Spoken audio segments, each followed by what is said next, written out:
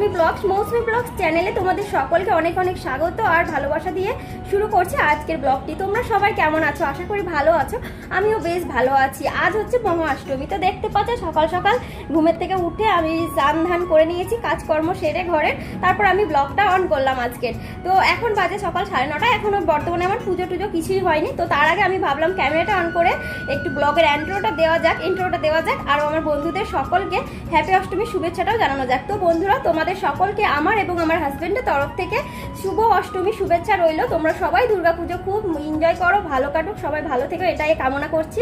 আর আমার পুজোর কথা তো আর বলো না, আমার তো সবাই বুঝতে পারছো, যারা যারা বাইরে থাকে তারা সবাই বোঝে, আমার কষ্টটা বুঝবে আশা করি। আজ হচ্ছে মহাষ্টমী, আর যতই বাইরে থাকি তো দেখো দুর্গাপুজো বাঙালির মনের মধ্যে একটা গন্ধ থেকেই যায়। তো সেই কারণে ব্লগ ভাবছিলাম সেরকম কিছু দেবো না, ইচ্ছে ছিল না দেওয়ার, কিন্তু তবুও দিতে হচ্ছে। তার কারণ হচ্ছে তোমরা সবাই তো বাড়িতে থেকে অনেক ভালো ভালো জায়গায় ঠাকুর দেখতে যাচ্ছ, আমি তো ফোনের দ্বারা দেখছি কল্যাণী, কলকাতা ভালো ভালো বেশ অনেক সুন্দর সুন্দর ঠাকুর হয়েছে, প্যান্ডেল হয়েছে। আমি সেগুলো তো দেখতে পেলাম না, ফোনে দেখেই মানে মজাটা নিচ্ছি আর কি ঘরে বসে বসে। তো মুডটা প্রচণ্ড অফ, বাড়ি যেতে না পারার কারণে, কিন্তু মুড অফ করে বসে থেকে লাভ নেই। আজকে আমাদের এক জায়গায় একটু ঠাকুর দেখতে যাওয়ার প্ল্যান করা হয়েছে, যে কারণে আজকের ব্লগটা আমি দিলাম, না হলে কোনো ব্লগ দেওয়ার ইচ্ছে ছিল না। তো মহা অষ্টমী স্পেশাল দুর্গাপূজার ব্লগটি আজকে তোমাদেরকে দেখাবো। আমি হচ্ছে দুর্গা ঠাকুর পুনেতে কিভাবে দুর্গাপুজো হয়। আসলে আমি ফেস ভয়েস বেশিক্ষণ দিতে পারি না, কারণ তোমাদেরকে আগে অনেকবার দেখিয়েছি এখানে যে একটা বিল্ডিংয়ের কাজ চলছে, তার জন্য এত বিকট আওয়াজ হয়, যে কারণে আমি ভয়েস করতে পারি না। আমাদেরকে ওই জন্য একটু আওয়াজটা শোনালাম। তো এই আওয়াজ নিয়ে কি আর ভয়েস দেওয়া যায় বলো? ব্যাকগ্রাউন্ড ভয়েসটাও এত করতে গেলে এত প্রবলেম হয়, তো কি বলবো। তো সেই কারণে দেখো এখন একটু আওয়াজটা বন্ধ হয়েছে, ওরা মনে হয় খেতে গেছে, আমি ঠিক সেই সময় ভয়েসটা দিচ্ছি, না হলে না একদমই ভিডিও এডিটিং করতে প্রবলেম হয়ে যাচ্ছে আমার। আর এদিকে যাই হোক, চলো এখন হচ্ছে দেখো আমি সকালবেলা পুজো করব বলে আজকে বরকে বলেছিলাম ফুল আনতে, কিন্তু ও না ফুল আনতে ভুলে গেছে, এদিকে দোকানগুলোও বন্ধ হয়ে গেছে। তারপর কি করব, গাছগুলো তো সেই দিন এনেছি, এখনও তো খুব বেশি ফুল ফোটেনি, একটা দুটো করে ফোটে, তো অন্য দিন তো যাই হোক ফোটে, আজকে একদমই কম ফুটেছে। তো ওই একটা দুটো ফুলই তুলে নিলাম। তো গাছগুলো বেশ ভালোই হয়ে গেছে, আমার খুব ভালো লাগে গাছপালা যেহেতু, তো লাগিয়েছি, হয়ে গেছে, খুব ভালো লেগেছে। আর এই যে গাছটা দেখছো মরা, কিন্তু টমেটো বেশ অনেকগুলোই নিলাম গাছ থেকে, এখনও 2-3টে টমেটো ধরেছে, সেগুলোও পাকবে ধীরে ধীরে। যে দেখো আরও 2-3 টমেটো আছে গাছের মধ্যে, তো অনেকগুলোই টমেটো এসেছে গাছগুলোতে। তো গাছের ফল বুঝতেই পারছো, তার মজাটাই আলাদা। তো টমেটোগুলো একদম লাল লাল হয়ে পাকলো, তারপরে তুলেছি। তো দেখো গাঁদা ফুলগুলো সবই শুকিয়ে গেছে, সেরকম মানে গাছগুলো 3-4টে গাঁদা ফুল ফুটেছিল, কিন্তু শুকিয়ে গেছে। আমি ভালো তুলি না, দেখতে ভালো লাগে তো গাছের ফুল, তো কিনে আনলে সেগুলো দিয়ে করি, আর যেদিন আনে না আর্জেন্টলি সেই দিনই আমি তুলি। তুলসী পাতা বলো, ফুল বলো, যাই হোক। তো তুলসী পাতাগুলো তুলতে খুব খারাপ লাগে, যেহেতু এই গাছটাই পুজো করি, পুজো করা গাছে নাকি অনেক সময় তুলসী পাতা তুলতে নেই, কিন্তু এখানে কিছু করার নেই, আমাকে এই গাছ থেকেই তুলতে হয়, রোজ কি আর কেনা সম্ভব বলো। তো ওই জন্য একটু তুলসী পাতা আর এই 2-1টা ফুল তুলে নিলাম। এখন হচ্ছে আমার গোপু সোনার পুজো দেবো বলে, তো অষ্টমীর দিনে আর কি আনলো না, বললাম ছাড়ো তাহলে, ফুল যখন আনলে না আমি এগুলো দিয়ে আজকে পুজো করে নিই। আর বড় কথা তোমাদেরকে যেটা বলছিলাম, সব জায়গাতেই প্রায় ঠাকুর দেখছো, আমি তো ফোনের মধ্যে দেখছি কল্যাণীতে বেশ ভালো একটা ফেমাস প্যান্ডেল হয়েছে, সবই দেখছি। তোমরা সব জায়গাকার ঠাকুর দেখতে যাচ্ছ যারা দেশে আছো বা দেখছো, কিন্তু পুনে শহরে যারা নেই তারা তো পুনে শহরে কেমন পুজো হয় দেখো নি, তাই ভাবলাম তোমাদেরকে একটু পুনে শহরে কীরকম পুজো হয় সেটাও তোমাদেরকে একটু দেখানো দরকার আমার, সেই জন্যই আজকে ব্লগটা দেওয়া। তো যাই হোক, সে পুজো তো দেখতে যাওয়ার প্ল্যান হয়েছে, এখন কতক্ষণে যাব সেটা তোমরা পুরো ব্লগটি দেখতে থাকলেই বুঝতে পারবে।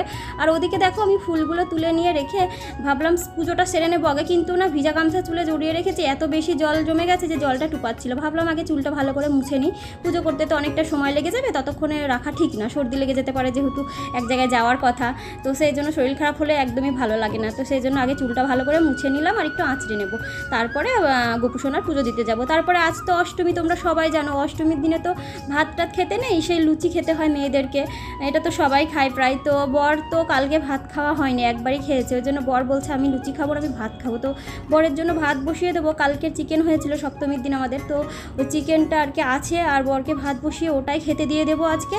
আর আমি আমার জন্য লুচি আর যা কিছু বানাবো, যেহেতু দুটোই তো মানুষ, খাওয়ার তো তেমন কেউ নেই, সেই জন্য আমি বেশি কিছু খাবার বানাই না, অল্পর মধ্যেই বানাই, ভালো লাগে না জানো তো, মানুষ না থাকলে খাবার বানাতে একদমই ভালো লাগে না। তো আমার গোপাল সোনাকে সাজালাম। মা দুর্গা পুজো বলে কথা, বছরে একবার আমরা সবাই সাজবার, গোপু সোনা সাজবে না এটা কি হয়? সেজে না গোপু সোনার সমস্ত নতুন সাজগুলো বের করে আমি খুব সুন্দর করে সাজিয়ে দিলাম, আর তারপরে গোপু সোনাকে আয়না দর্পণ করাচ্ছি। আমি কিন্তু এটা প্রত্যেক দিনই গোপুকে যখনই সাজিয়ে দিই আয়না দর্পণ করাতে হয়, এটা কিন্তু অনেকেই করে। কিন্তু দেখো আমি কাজল পরাতেই ভুলে গেছিলাম, পরে বলছি চোখটা কেন খালি খালি লাগছে, তারপরে আবার গোপু সোনাকে একটু কাজলও পরিয়ে দিলাম।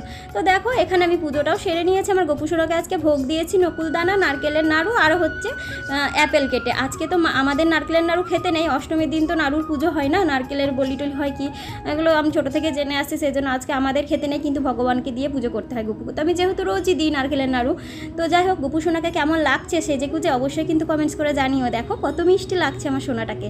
তো গোপু সোনাকে খুব সুন্দর করে সাজিয়ে দিয়েছি মনের মতো করে আজকে অষ্টমীর দিনে। আর দুঃখের বিষয়, দেশের বাড়ি হলে গোপু সোনাকে কোলে করে নিয়ে ঠাকুর দেখতেও যেতাম, কিন্তু এখানে এত দূর কি করে যাব বলো, বাইকের মধ্যে সমস্যার এত ভিড়, আমি ঠিক জানিও না এখানে পরিস্থিতিটা কেমন, যেহেতু আমি কোনোদিন দেখিনি, এই প্রথমবার আমি পুনে শহরে ঠাকুর দেখব। আর একটা কথা কি জানো তো, আমার বরের সাথে কিন্তু আমার এটা প্রথম দুর্গাপুজো। আগের বছরও ছিলাম পুজোর সময়, কিন্তু আমি না আগের বছর ঠাকুর দেখতে বেরোইনি, প্রথম এসেছিলাম তো এখানে, তাই তো এই বছর প্রথম বরের সাথে দুর্গাপুজো দেখতে যাব, একটা মানে মনের মধ্যে অন্যরকম খুশি বলতে পারো আমার। তো ওদিকে পুজো টুজো সেরে আমি চলে এসেছি রান্নাঘরে, এখানে আলু পটল ভেজে নিলাম একটু বরকেও ভাতের সাথে দেওয়া হবে আর আমারও লুচি দিয়ে খাওয়া হবে, যেন একটু বেশি করে ভেজেছি।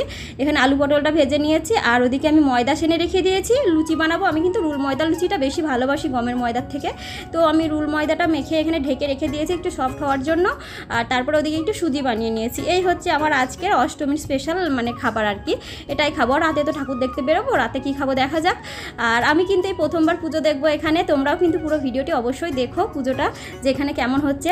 আর তোমাদেরকে একটা গল্প বলি এই ভিডিওর দ্বারা, গল্পটা হচ্ছে এটাই যে দুঃখের বিষয় কি জানো তো, পুজো দেখতে আমরা গেছিলাম ঠিকই, কিন্তু গিয়ে না দুজনে হারিয়ে গেছিলাম।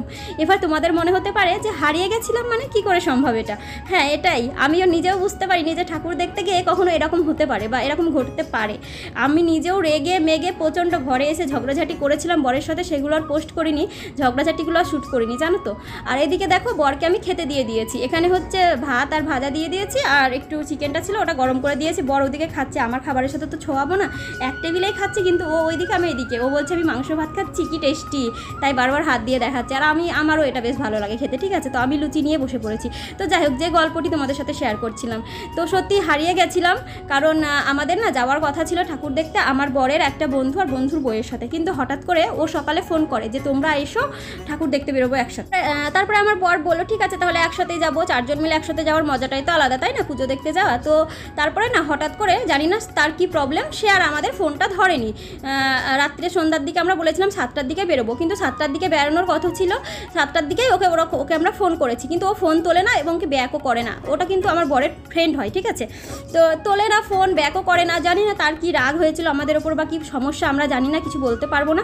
তারপরে আমার বরের মুডটা প্রচণ্ড অফ হয়ে গেছিলো, তো বর রেগেও গেছিলো, বললো দূর ওরা ডাকলো ডেকে এরকম ব্যবহার করলো, তাই বলে কি আমরা ঠাকুর দেখবো না, চলো আজকে ঠাকুর দেখবোই। তো যে জায়গায় ঠিক ঠাকুরটা হয় সেই জায়গায় না এবছর ঠাকুরটা হয়নি, অনেক জায়গাতেই ঠাকুর হয় ঘরের আশেপাশেই হয়, কিন্তু আবার বর এটা তো বিদেশ, তাই সব জায়গা তো জানা নেই তাই না। তো সেই জন্য আমার বর আর কি বুঝতে পারিনি যে ওইখানে ঠাকুরটা এবছর হবে না, তো ওই জন্য ওই জায়গাটাতে গেছিলো ঠাকুর দেখতে। এবার ঠাকুর দেখতে যাওয়ার পরে না রাস্তায় ঘুরে ঘুরে ঘুরে ঘুরে না আমি মানে হয়রান হয়ে গেছিলাম। আমরা বাইক নিয়ে জানো তো কত যে বাইকের তেল ফুরালো, আর কী রাগা যে রেগে গেছিলো আমার বর। তারপর ওর বন্ধুগুলোকে কতবার ফোন করে ওই বন্ধুটাকে যে কমসে কম আমাদের সঙ্গে যাবি না ঠিক আছে, কিন্তু কোথায় ঠাকুরটা সেটা তো একটু বলে দে, তাহলে একটু দেখতে পারি, আমরা যেহেতু রেডি সেডি হয়ে বেরিয়েছি। তো সেই জন্য সেই ফোনটাও তারা তোলে না, ব্যাকও করে না। তো আমার বর খুব রেগে যায় তাদের ওপরে, কিন্তু রেগে গিয়ে আর কিছু করার আছে বলো, কেউ যদি এরকম ব্যবহার করে বিনা দোষে। তো দেখো আমি সন্ধ্যাবেলায় সন্ধ্যা দিয়ে নিয়েছিলাম, আর বর খুব তাড়াহুড়ো করছিল যে 7টায় বেরোনোর কথা, ওদেরকে কথা দেওয়া আছে তুমি তাড়াতাড়ি রেডি হও। তো এখন প্রায় 6:30 বেজে গেছিলো, তো আমি আধা ঘন্টার মধ্যে না খুব তাড়াতাড়ি কষ্ট করে রেডিও হয়েছিলাম, মানে গোপু সোনাকে ঘুমটা পাড়িয়ে দিয়ে তাড়াতাড়ি করে আমি রেডি হয়েছি। রেডি হয়ে না এতটাই তাড়াহুড়ো, আধা ঘন্টা তো লাগবে তাই না বলো একটু রেডি হতে। তো রেডি হওয়ার পর না আমি আর ঘরে ভিডিও করার সময় পাইনি, তো আমি ভেবেছিলাম রাস্তায় গিয়ে লাইটের মধ্যে একদম প্যান্ডেলের মধ্যে গিয়ে সুন্দর করে তোমাদেরকে ফুল লুকটা শেয়ার করব, কিন্তু কপালটা এত খারাপ না আমি আগে কোনো ফটো তুলেছি না তোমাদেরকে আমি ফুল লুকটা শেয়ার করতে পেরেছি। তো দেখুন বাইক নিয়ে সোজা আমরা এখানে চলে এসেছি এক জায়গায়, এখানে লাইট জ্বলছে, মিউজিক গান টান বাজছে, ডান্স হচ্ছে, বর ভাবলো এখানেই হয়তো পুজোটা। এখানে এসে নেমে দেখি একটু ক্যামেরা অন করলাম, পুজো আছে বলে দেখি এখানে শুধুই ডান্স হচ্ছে, কারণ এখানে জগদ্ধাত্রী না সন্তোষী পুজো যাই হোক হয়, তো সেই পুজো উপলক্ষে এখানে বেশ অনেক ধুম হয় মহারাষ্ট্রিয়াতে। তো সেই পুজোর জন্য এরা এখানে ডান্স নাচা গানা করছে, আর সেগুলোই আর কি আমি একটু ক্যামেরা করেছি। আর এদিকে বর হাঁটছে, দেখো আমরা কিন্তু ভাবছি এগুলো দুর্গাপুজো বলে নেমেছিলাম, কিন্তু দেখি দুর্গাপুজো নেই। আমি রাগের চোটে না একটা ফটো তুললাম না কিছু। আমি শাড়ি পরেছিলাম একটা হচ্ছে ওই তোতে কালারেরই আর একটা শাড়ি ছিল আমার, তো ওই ধরনের, ওটাকেও হয়তো তোমরা দেখোনি। তো ওই শাড়িটা পরে আমি আর কি গেছিলাম, তো তোমাদেরকে দেখানো হয়নি, সরি ফুল লোকটা। আর এখানে দেখো কি ডান্স হচ্ছে, এখানে এইসব নাচা গানায় আর কি হয়, হাতে লাঠি নিয়ে লাঠি নাচ হচ্ছে আর কি। তো আমরা না ঘুরে ফিরে একই জায়গাতে এসে পৌঁছাচ্ছি, তারপর বর এত রেগে গেছে, বলছে আর মা দুর্গার মুখই দেখবো না, চলো আমরা রুমে চলে যাই। তো তারপরে লাস্ট রাস্তা খুঁজেও পাচ্ছিলাম না যে কোন জায়গায় এসে পৌঁছে গেছি। তারপরে না ফোনের মধ্যে লোকেশন চেক করে তারপরে আমরা বাড়িতে এসে পৌঁছালাম। তারপর আর কি করবো, ঠাকুর দেখা হলো না, কিন্তু যেদিন দেখেছি সেটা পরে।